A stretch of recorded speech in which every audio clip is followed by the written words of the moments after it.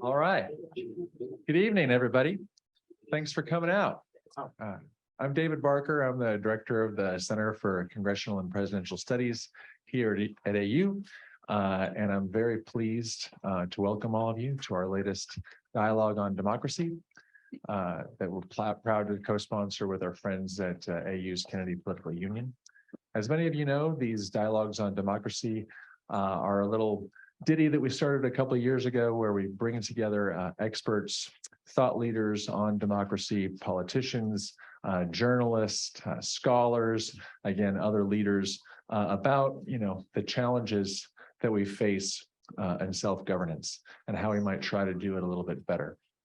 As many of you also know, these dialogues on democracy would not be possible without the generous endowment of James Thurber, distinguished university professor, James Thurber, and his wife, Claudia Thurber. Are the Thurbers here? I don't see them. I'm surprised. Okay. But anyway, we're very, very grateful for their help and support on this. As I alluded to a second ago, we're also very grateful to the Kennedy Political Union for helping us out and co-sponsoring this.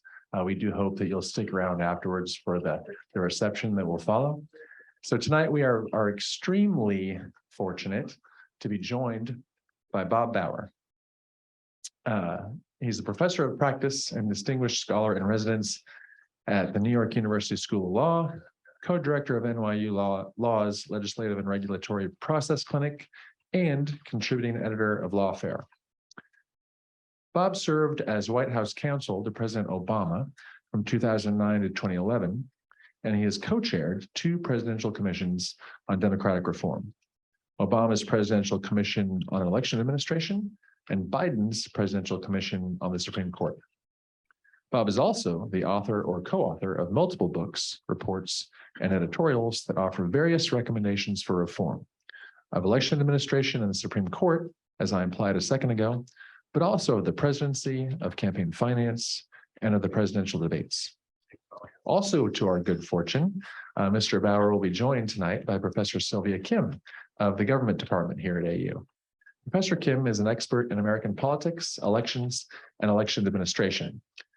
Since receiving her PhD from Caltech just a couple of years ago, she has already published a highly regarded book and about 10 peer-reviewed scientific journal articles on these subjects. She's also a highly dedicated teacher, and she might be the friendliest person in the Department of Government. So here's how things are going to go. I'm going to shut up here in a second. I'm going to hand the mic over to Professor Kim. She's going to be interviewing Bob for about 40 minutes or so, at which point we will open things up for Q&A, and you'll have an opportunity to ask Mr. Bauer any questions that you have.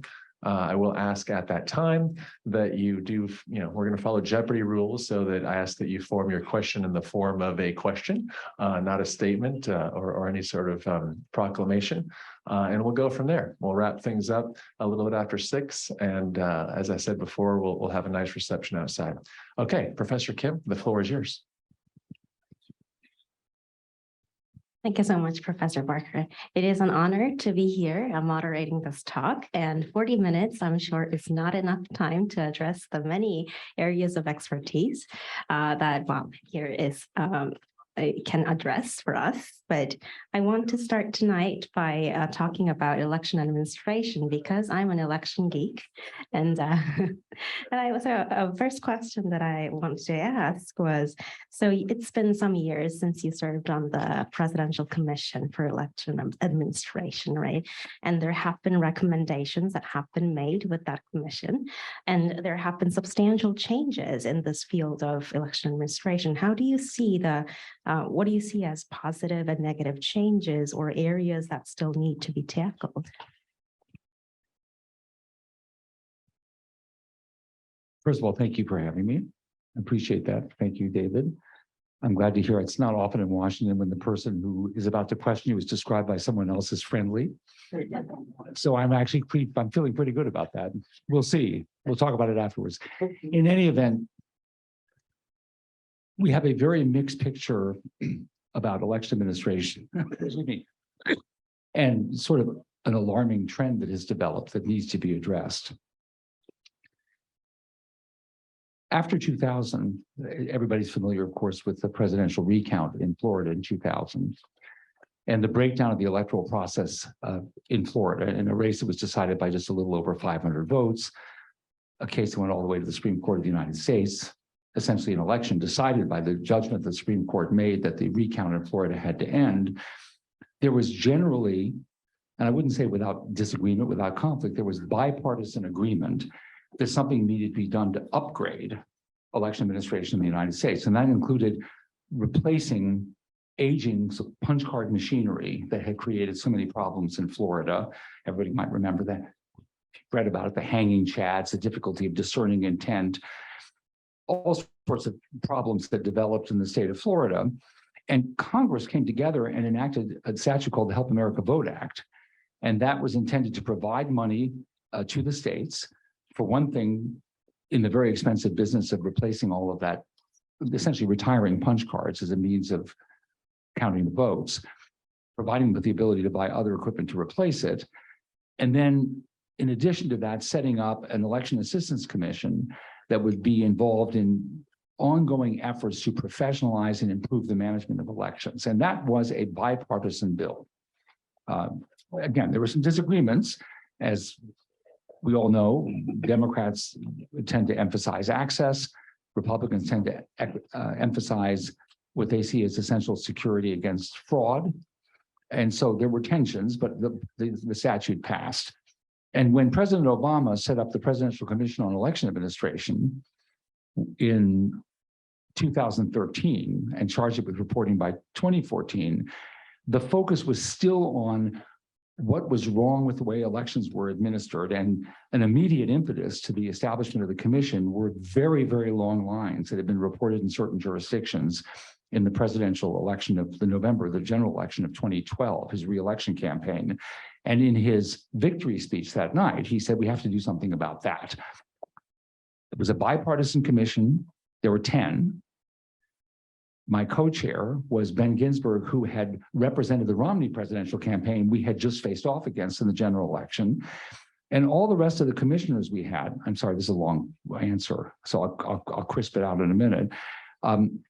All of the other commissioners were experts, including, because we were talking about management and expediting lines, an unusual choice, the vice president of Disney in favor of theme parks, because no organization in the United States manages lines better than Disney.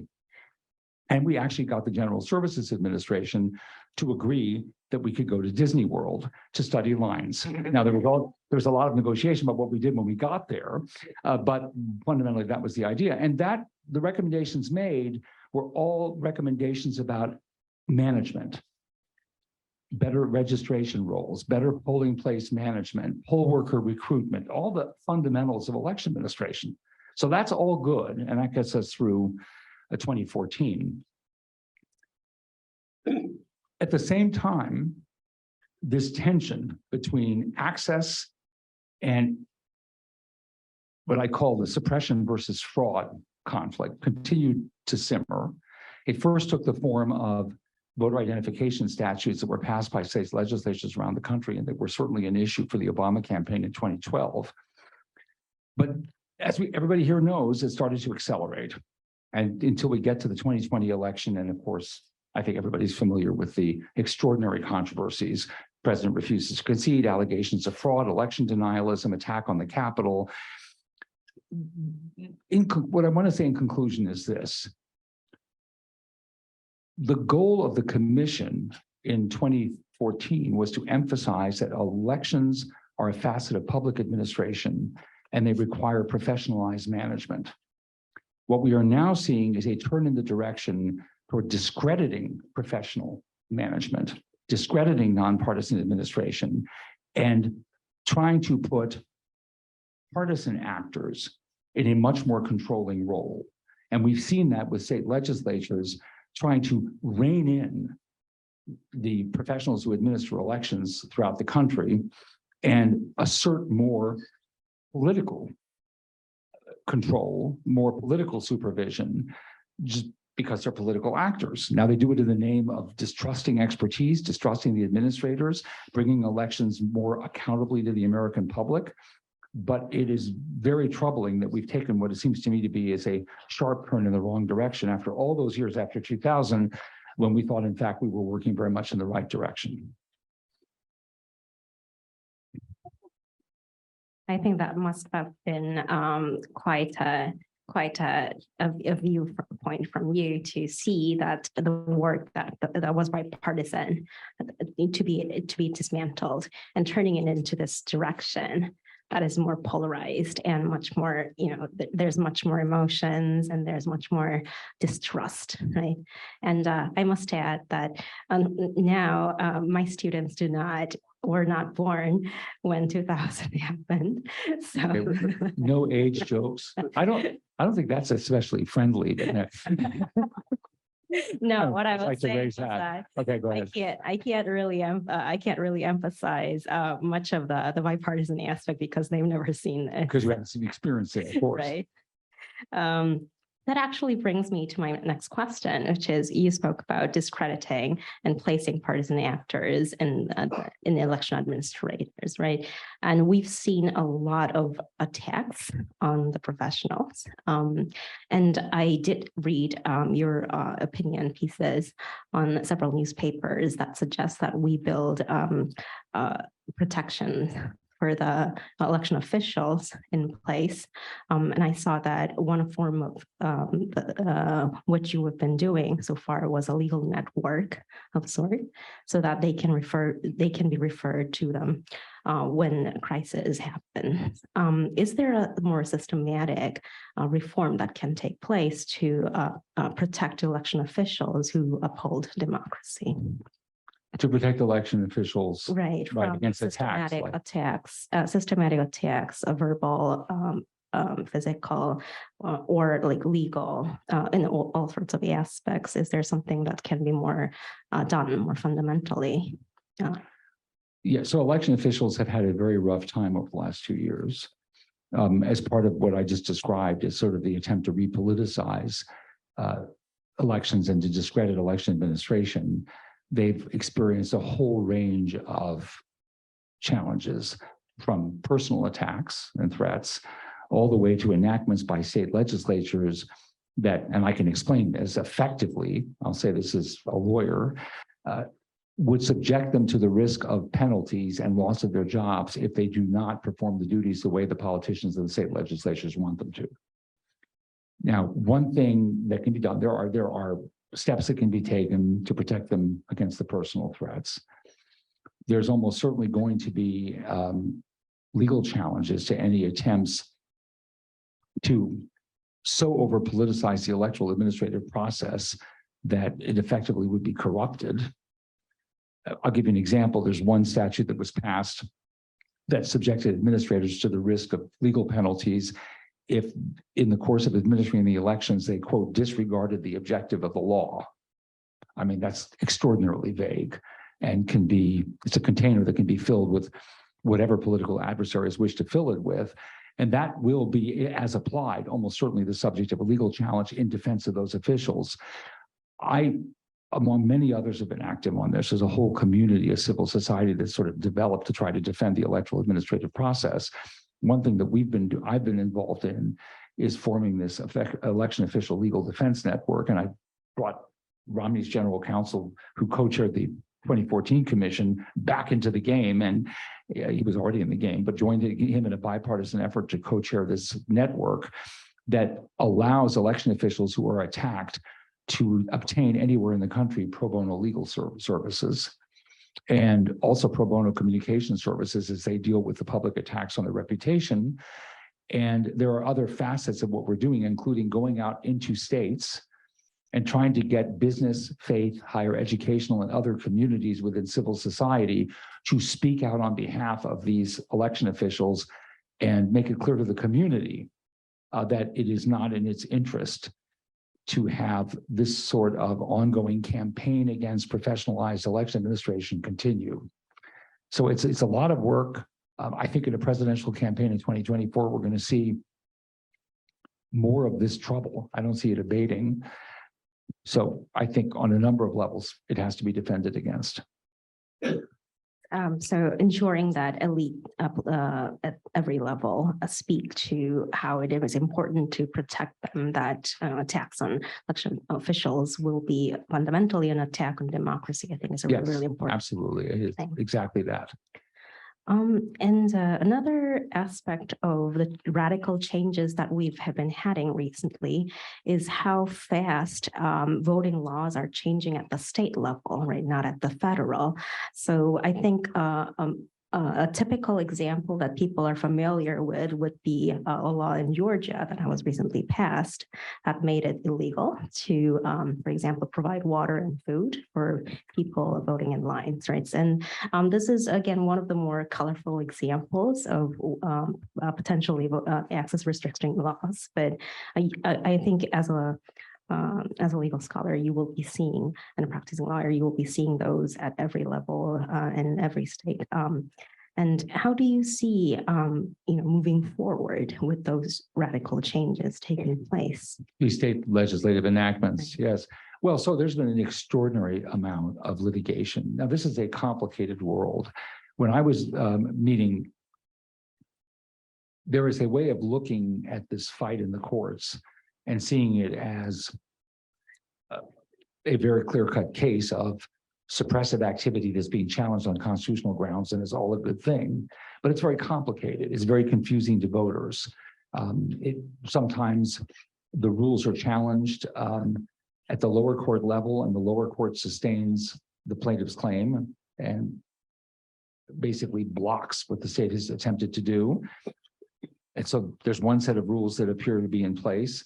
Then there's an appeal. The appellate court reverses. All of a sudden, the rules have changed again.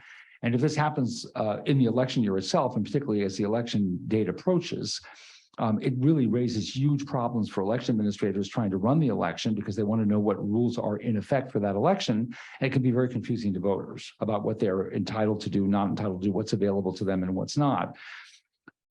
So that's one part of it. The other part is that those who are promoting access, and I'm trying to be very fair here, because I know Republicans who feel very strongly on the security point, and they're not election denialists at all. They just feel very strongly that there are security arrangements that need to be tightened around voting. So I want to be fair here. I'm a Democrat, obviously, so I'm going to pick my words carefully.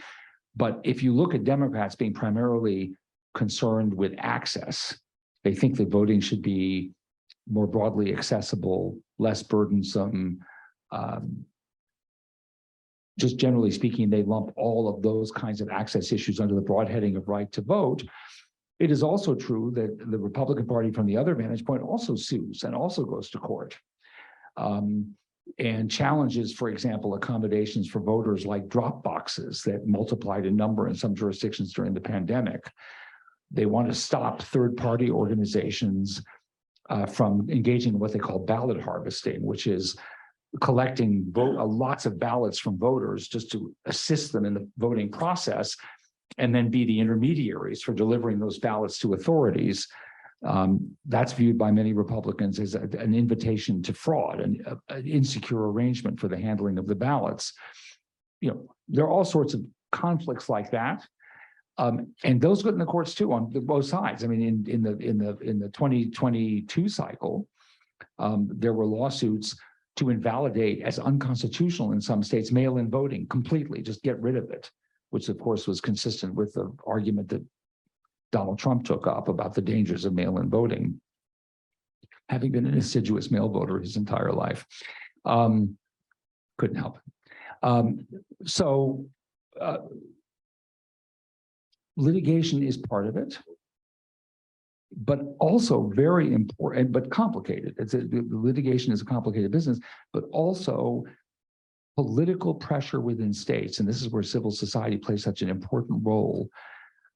Civil society in those states to block legislative enactments that ought not to occur in the first place.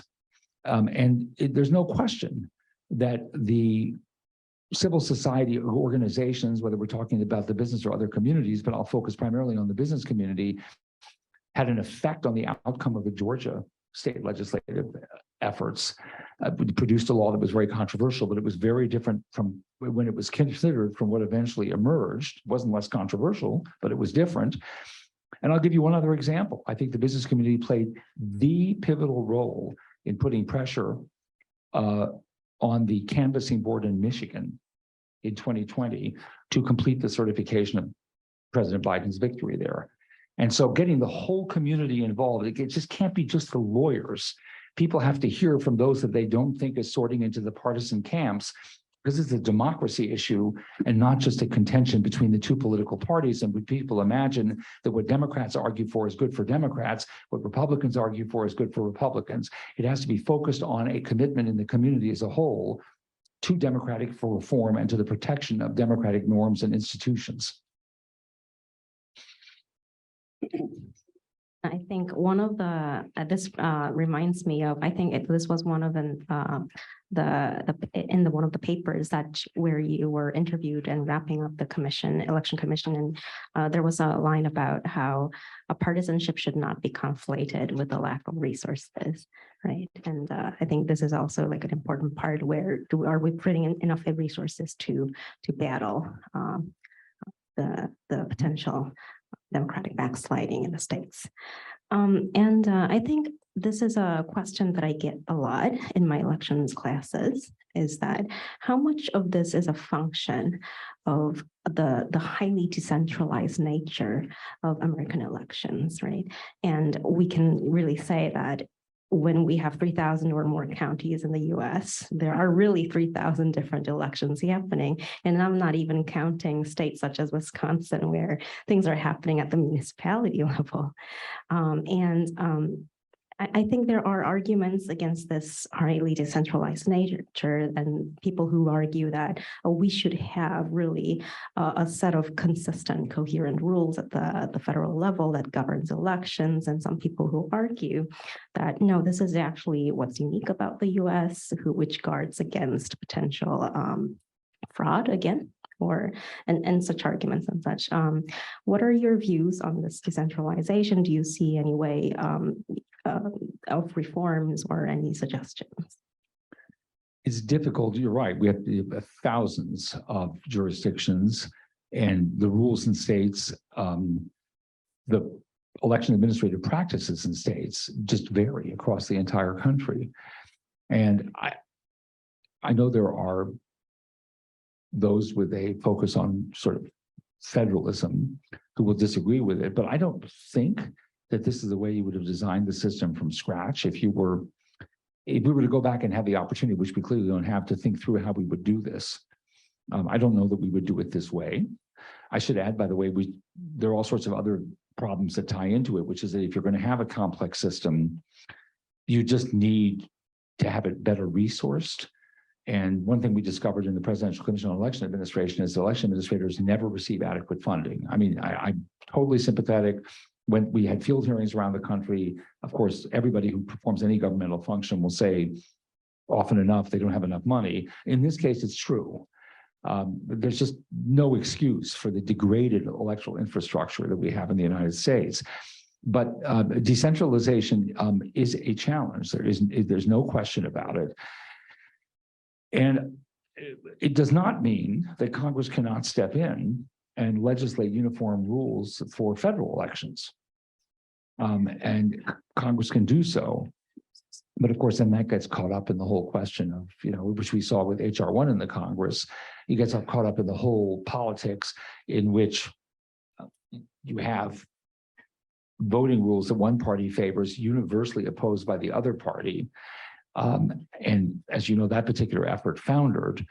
So it's hard to see that in the near future, that's going to be an answer to the problem.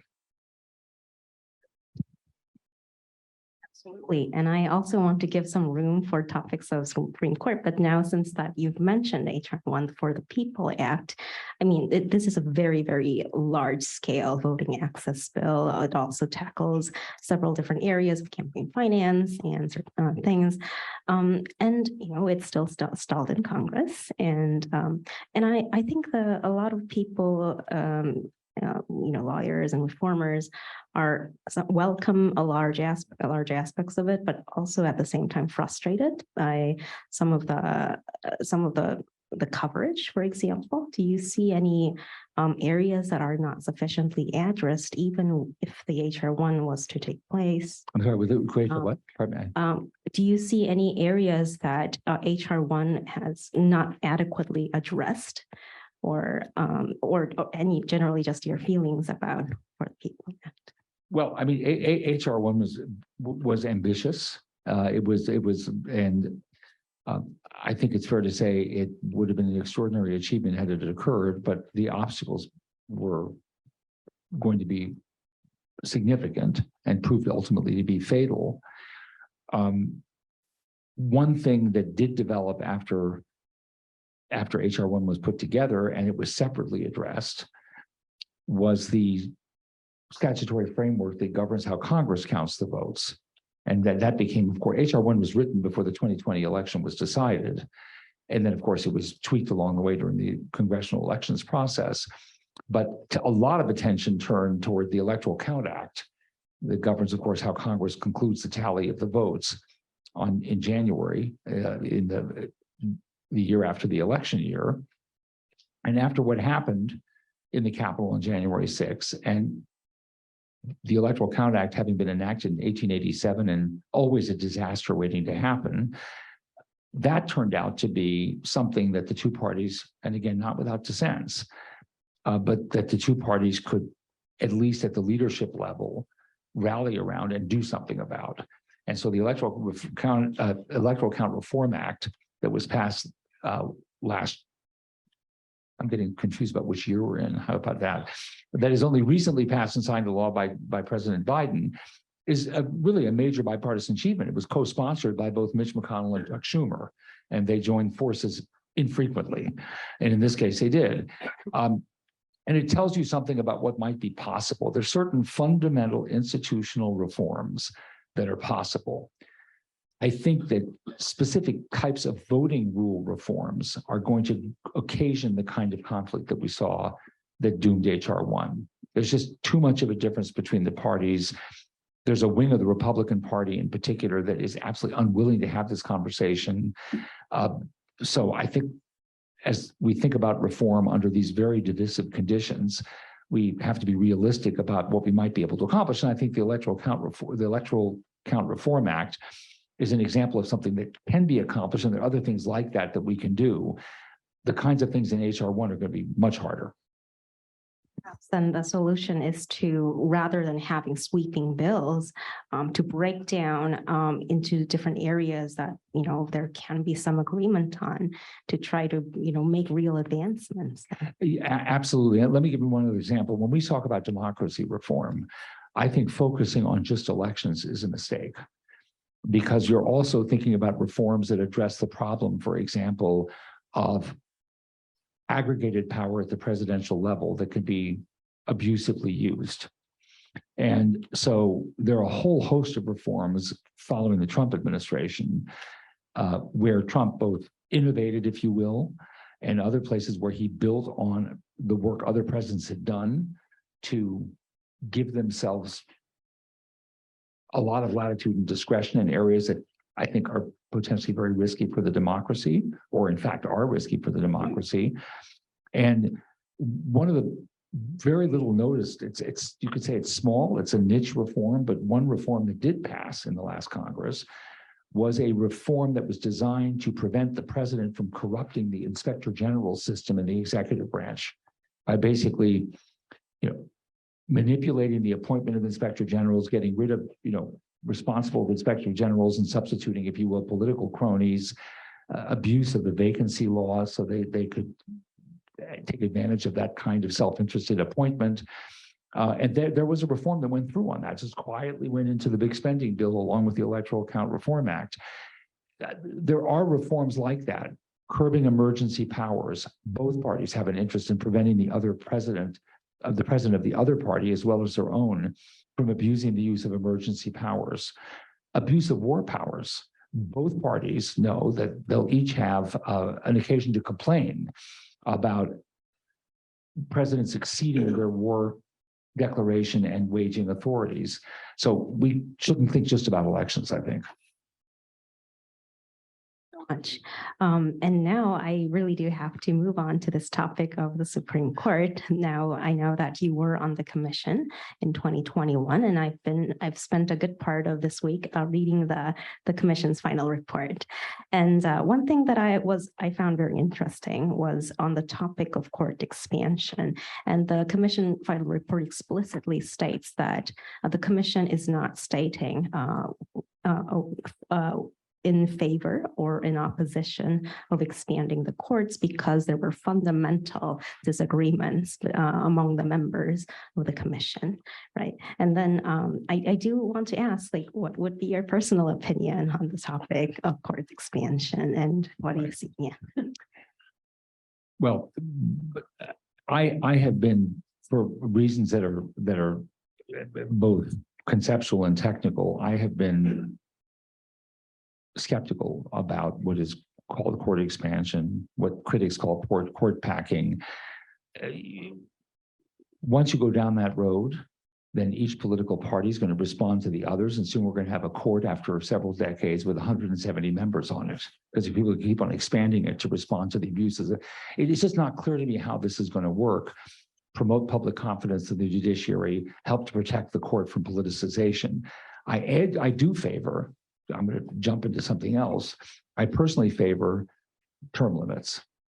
I think that the commission chapter on that is very, very good, and among other things, actually tries for the first time to come to grips with the constitutional and technical questions that would have to be addressed for term limits to be imposed on justices. But the trend that we have now of everyone looking for the youngest possible justice to serve on the court for decades, and there are 9 who wield extraordinary power in this country, I think raises a fundamental question of democratic reform. There are proposals for 12-year term limits or proposals for 18-year term limits. I'm perfectly comfortable with 18-year term limits. The report goes into great length about how you could do that and make it stick, make it work functionally, as it addresses also the constitutional issues. But that is a reform that I think accomplishes much of what I think we would want to accomplish when we talk about what's most troubling about the role that the court plays in contemporary American society. Thank you, Bob. Absolutely. So, I mean, I think people of both parties in different decades have all experienced this anxiety over the health of the sitting justices and what that would mean in terms of policies and reforms. The third part of, I think, the commission report also talked about reducing the power of the Supreme Court, right? Tell us how, what the commission, what your personal opinions more like are on the various measures proposed, and that was such as jurisdiction stripping, supermajority voting requirement, or just in other suggestions you have for restoring trust in the judicial branch. Yeah, so that chapter of the report suggests the complexity of some of those reforms. And again, there are all sorts of reasons that I think that the chapters lay out why there are these so-called disempowerment reforms could be healthy, but they're also, they come with their risks as well. And some of them raise constitutional and other legal questions that are identified in the report. Not to jump ahead, but there are certain things I would like to see that could be done relatively, you know, I wouldn't say relatively easy, but with less controversy than on court packing and term limits. First of all, I think term limits is feasible over the long term, maybe not in my lifetime, maybe not in my children's lifetime, but maybe in my grandchildren's lifetime. But I think we still ought to do what we can do to move in that direction. But there are other things that we noted in the report having to do with judicial ethics and transparency that I think are manageable reforms that I think really would help to clear away some of the sort of troubling contention that is settled over the court that is not in anybody's interest. And by the way, I should mention that even though the commission, because it was so large and bipartisan in composition, was not charged with making formal recommendations to the president, as you know by reading through the report, there's some hard judgments in there. Like, for example, there's no particular reason why it is that justices should own privately traded securities. There are ethics. It's very clear where the general drift of opinion was, even though the conclusions expressed were short of hard recommendations, there was really an attempt to move the conversation in a particular direction. Absolutely. So again, I think we in both areas of election administration and Supreme Court, there are definite low-hanging fruits that we can address in terms of reforms that can easily garner bipartisan support. And we're hopefully in the future, they would be tackling those things as well. Again, you are an expertise on a variety of issues. And the third area that we haven't yet talked about is campaign finance, right? Mm-hmm. And there are many, many different controversies and reform efforts surrounding campaign finance. What do you see as the most pressing issue that you would like to see addressed in the near future? So I'm going to say something that's not entirely consistent with a lot of opinion over the years in my own party, but the campaign finance reform program of the 1970s, which was partly but not entirely a response to Watergate, the Watergate episode of the Nixon years, has really ground to, at best, it's sprung leaks. And I think it's fair to say that the ship is heading below water. And there are a whole host of reasons for that. I mean, it's a complicated topic. This country for a very long time, until the 1970s, didn't really regulate money in politics. There were some statutes that were passed, like the Federal Corrupt Practices Act of 1925, that had some limits and reporting requirements. It really wasn't enforced. There weren't really any meaningful enforcement mechanisms. There really wasn't much of that kind of activity at all until the 20th century. And then for most of it, until the 1970s, it was very weak tea. In the 1970s, there was a real attempt to have a federal regulatory scheme. Many of the states mirrored it and had state campaign finance laws very similar in design. And it ran into outright very active opposition. And that opposition took constitutional objections. The opposition took practical objections. Neither party was eager to comply with spending limits, so the resources were available to them, and they really cared about the outcome of the election. I once asked an audience before 2020, I asked an audience of Democrats, what limit would you put on your own spending to defeat Donald Trump in 2020? What limit would you be willing to live with? I'll spend this much to defeat Donald Trump and I won't spend any more. I didn't get a taker. Okay. And then there's the role of the Supreme Court. In 2002, Congress tried to bolster this failing law. And the Supreme Court of the United States, sort of step by step, dismantled a good bit of that reform. It was passed in 2002. It was known as McCain-Feingold. And it just had a very short shelf life before it started being picked apart, partly by virtue of actions of the regulatory agency that critics will say weakened it, very much so because the Supreme Court struck down various provisions and created a constitutional environment, if you will, in which that particular reform just simply was not going to have much purchase over time. So people do make a living representing people on campaign finance issues, or at least they make something of a living. There are still reporting rules, there are contribution limits, there's a federal agency.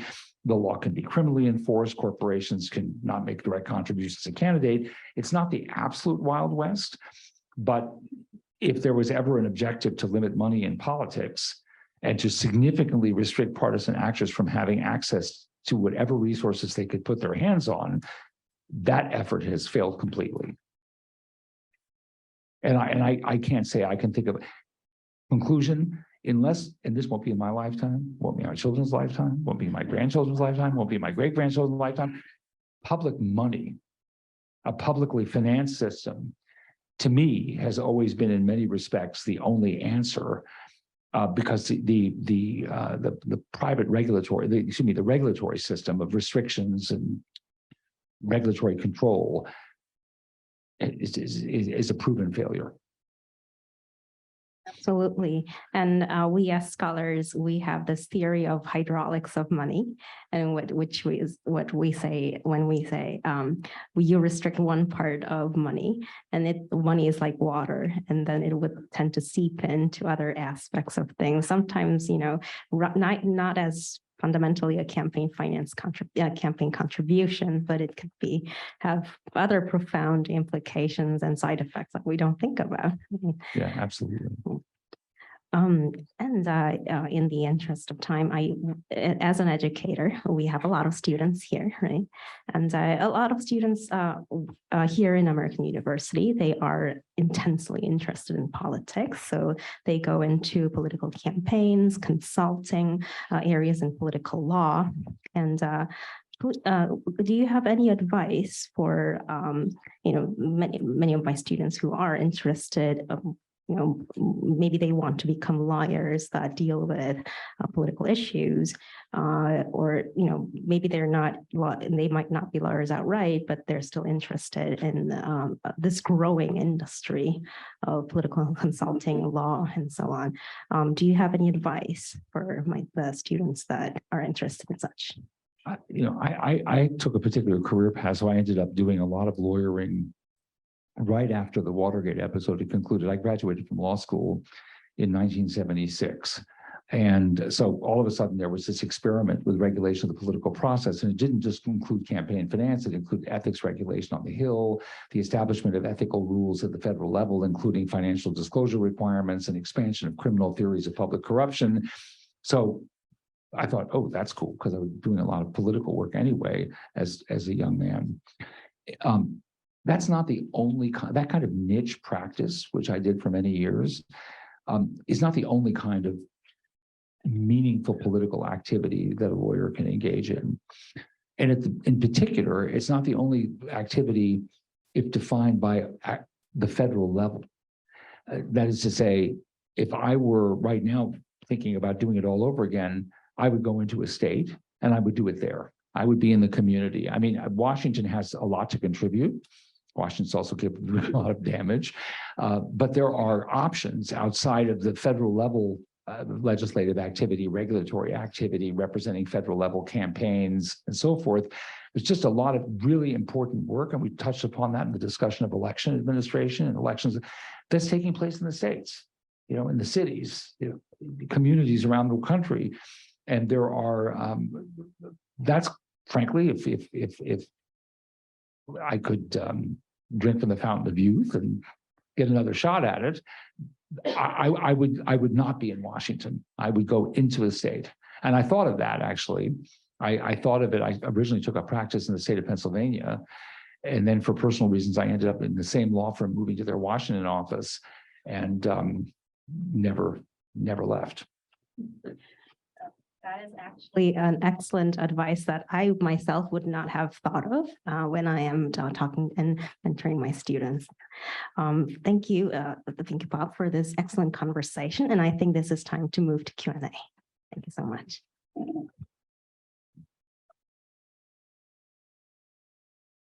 All right, thank you both. And I'm going to take the perk of organizing this to ask the first question. So as you know, several weeks ago, the court heard arguments on a case involving independent state legislature theory. I was wondering if you might share for all these students and everybody else, try to explain what that is, why a lot of people view it as an existential threat to American democracy, and what you think that the court's going to decide on that. Well, I don't know what the court's going to decide for sure, but I listened to the oral argument and tried to get a sense of where this thing was going.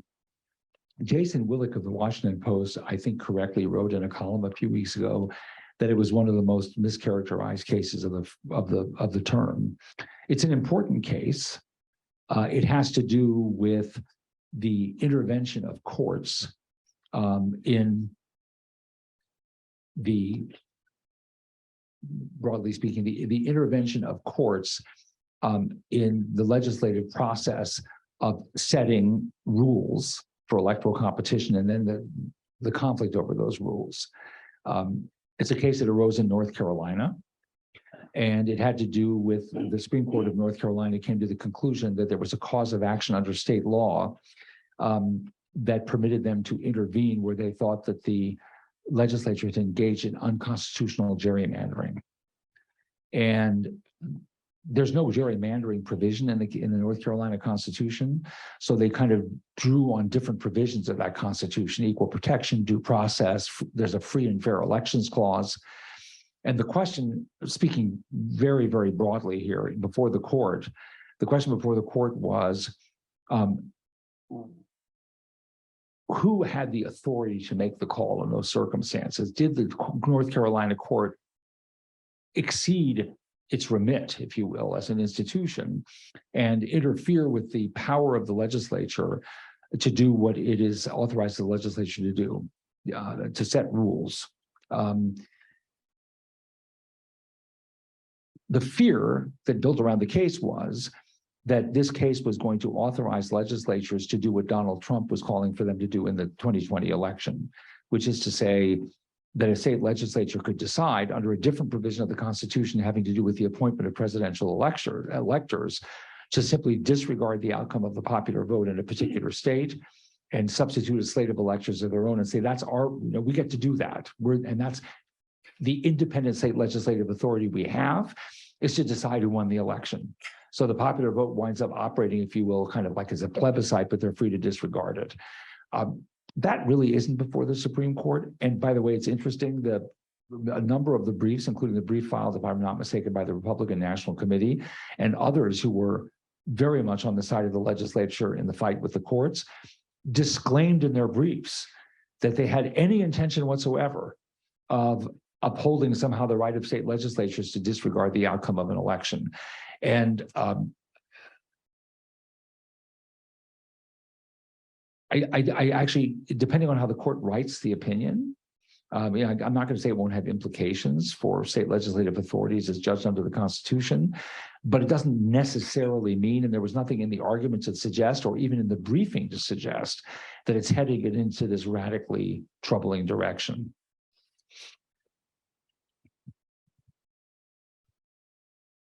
Who's next? Jim, do you have a question? Sure. Hi, Bob. Hi. Thanks for coming. Certainly. After Norm Eisen, one of your roles in the Obama White House was to become the ethics czar.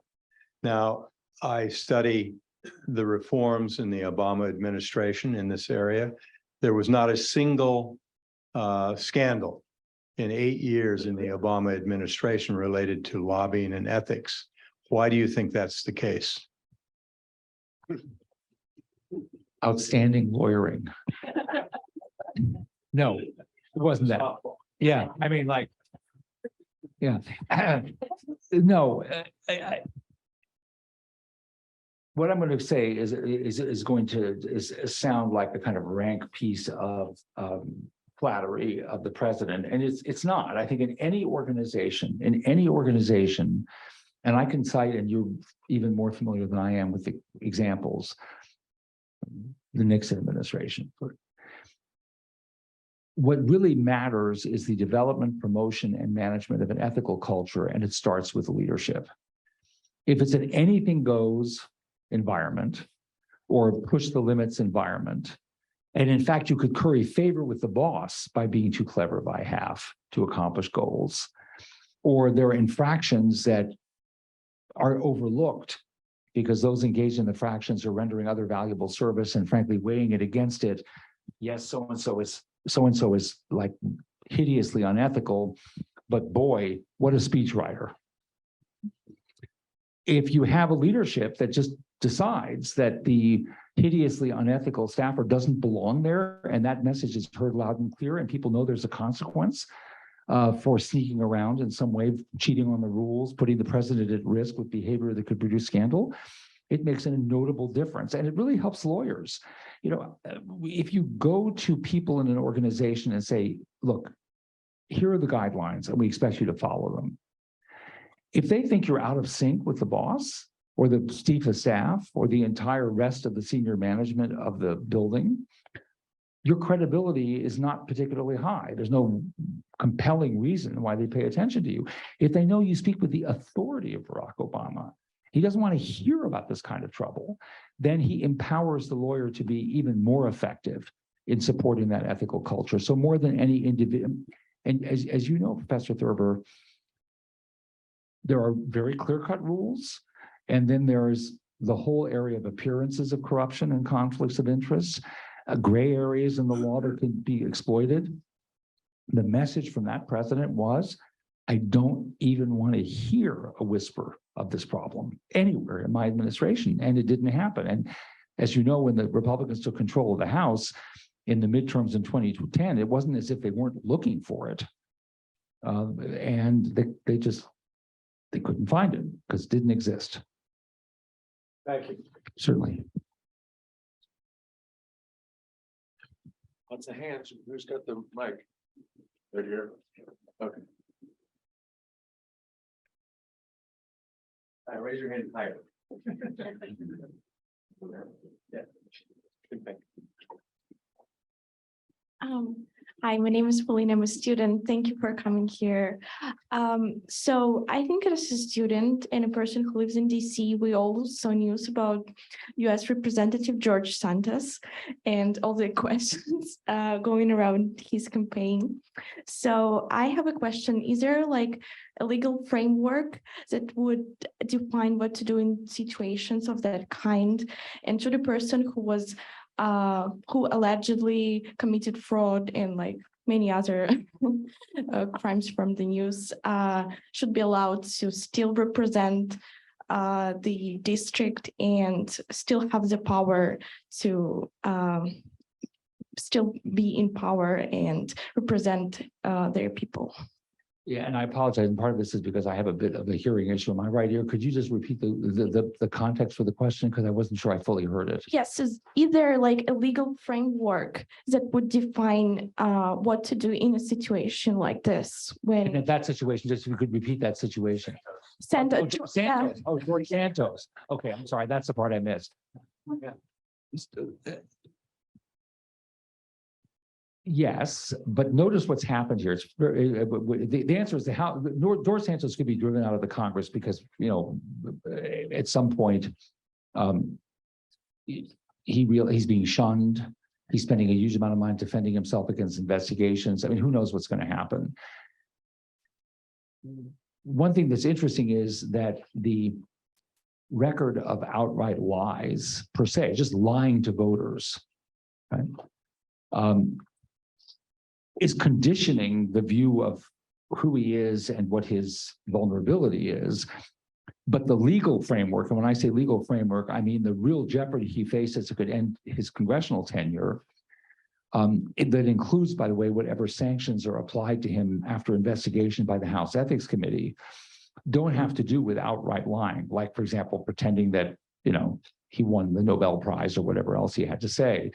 It has to do now with a focus on whether there were financial misdeeds that have the potential for being, you know, everything from misuse of campaign funds to failure to report accurately his earnings on his financial disclosure report, to potentially some questions about what the sources of whatever income he earned might have been.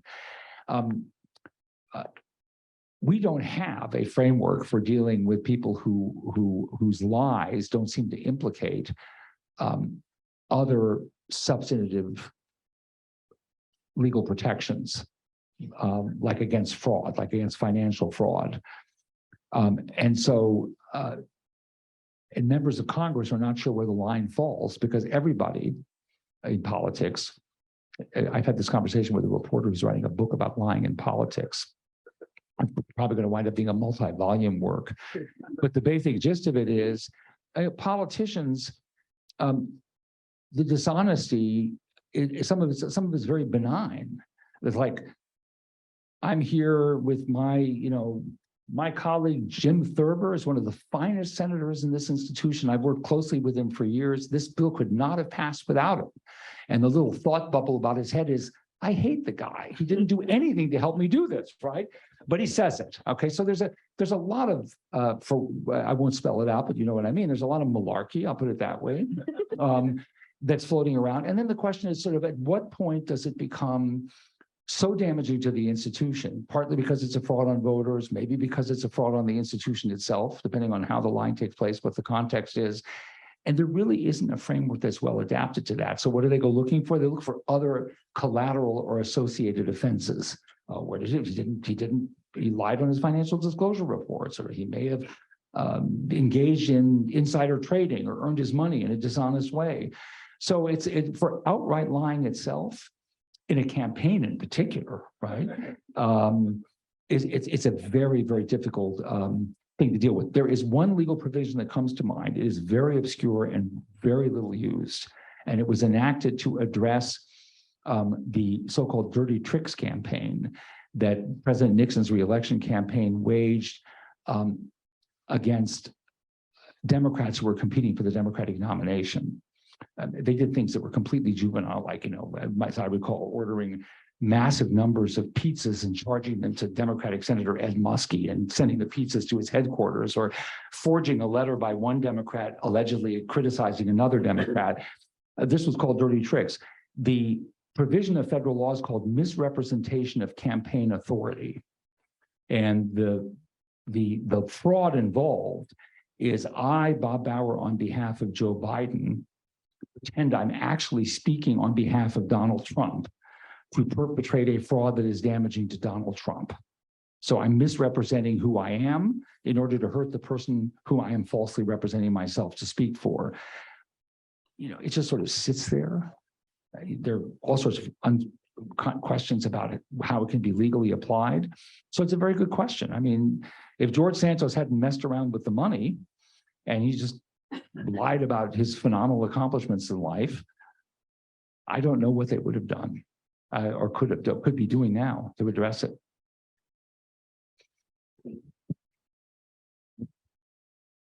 Somebody was ready to go over here, weren't they?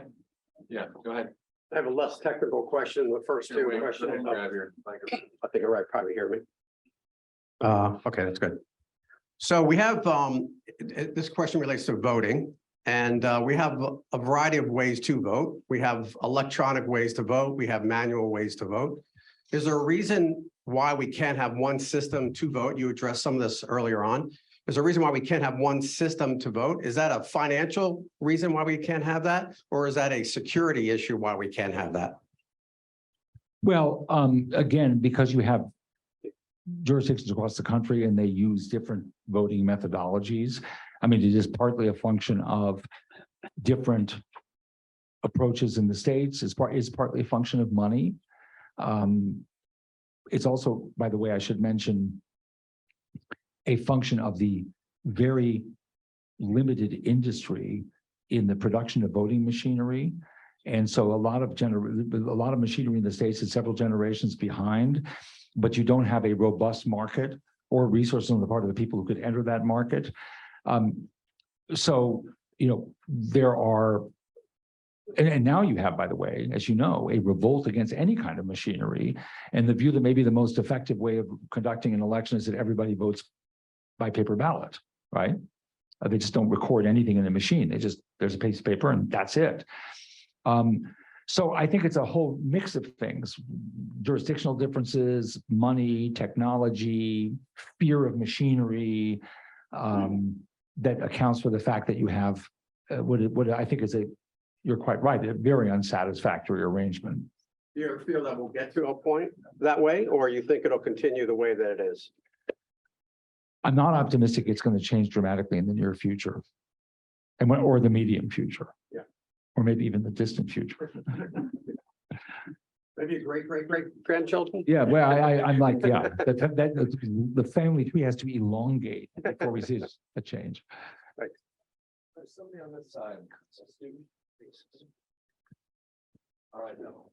Oh. Yeah, go ahead.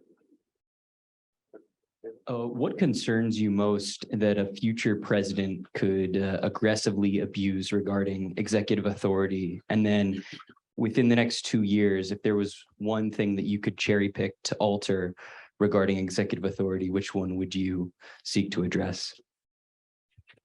The one thing that's going to be a hard one for me to answer, simply because co-wrote a book called After Trump, in which it's like 400 pages long. So I've got a lot of things I'd like to see done. And since with my continuous reference to my limited lifespan, I'm obviously not going to be doing most of it, seeing most of it done. The three things I would most like to be seen to see done right now, and it is a mix of the importance of them and frankly also the strategic likelihood of getting it done, of actually having it happen, are curbing presidential emergency power, beginning to curb or more effectively clarify war power. In my dream of dreams, I would like to see more effective controls on the president's use of nuclear power, but I'll start with war power. There's a lot of cleaning of that closet that needs to happen. And some of it's actually not all that difficult to do. I mean, in the sense it doesn't require rewriting the War Powers Act. It requires, among other things, taking down and basically setting aside, so it's no longer law in the executive branch, some very expansive war power opinions that were issued during the George W. Bush administration during the War on Terror. And then the third one that I'd like to see is vacancy reform, because the manipulation of the vacancy rules so that presidents can bypass the confirmation process in the Congress and not have to work with picks that are never vetted in the Congress and don't get a vote in the Congress is a very, very serious problem. Now, there is something Congress could do that I think would be helpful in a negotiation with a good faith executive, and that is Congress ought to probably cut back on the number of appointments that require confirmation and do something about the vetting process as part of a bargain in which the presidents agree to live by statutory enactment with more restrictions on the manipulation of vacancies. Those three things would be, those are good starts. It may sound highly technical, but it's really impactful. Donald Trump said, and I can't help but cite Donald Trump because he said these kinds of things.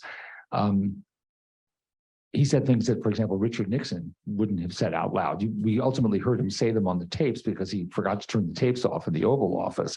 But Trump tweeted them out and said them and stood by them. And one of them was, I really like an acting government. I like actings. I like to pick the people I want. I don't want to go to the Congress and get them confirmed. I added the explanation at the end, but he said something to the effect of, I like actings. I think this is cool because it gives me control over the people around me. I don't have to share that control. And that's a very dangerous situation. Grace, Mary, you get the last question.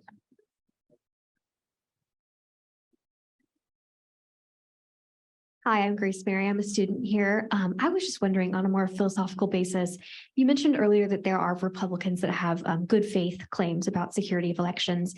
However, for election deniers, ones that are genuine in their belief of it, do you think there is a way we could get through to them? And if so, what would that be? And yeah, and let me be clear. When I said Republicans who have good faith beliefs about, I mean, I don't share those beliefs about the election security and the importance of it and so forth. I am not speaking about anybody that I know who's also an election denier. Yes. I know Republicans who hold those views and they absolutely reject election denialism. As for getting to the 30% or so that of the electorate, and a significant share of the Republican Party who continue to believe that the 2020 election was stolen, and have this deep suspicion of the electoral process and are fundamentally convinced that the candidates they favor don't win. It's because the system was fraudulent. There are a lot of efforts underway, some of them very innovative, to try to break into that community and communicate effectively and at least have a meaningful dialogue with that community of skeptics.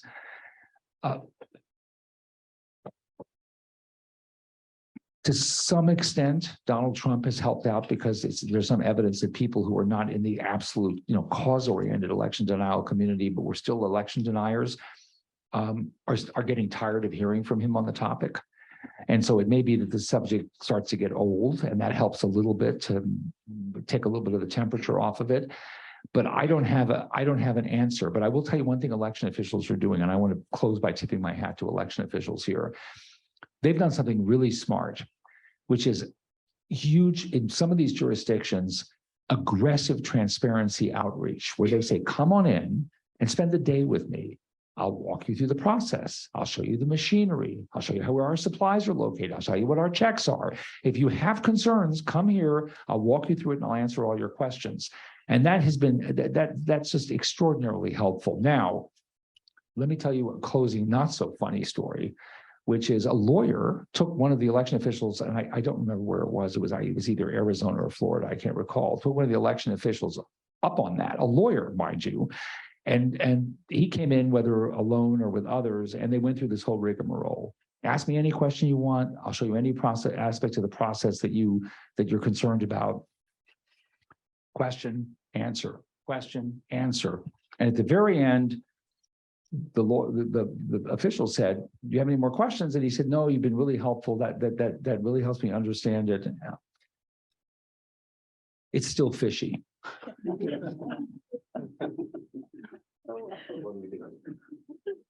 That was a crestfallen election official. All right, I think that's it. Join me in thanking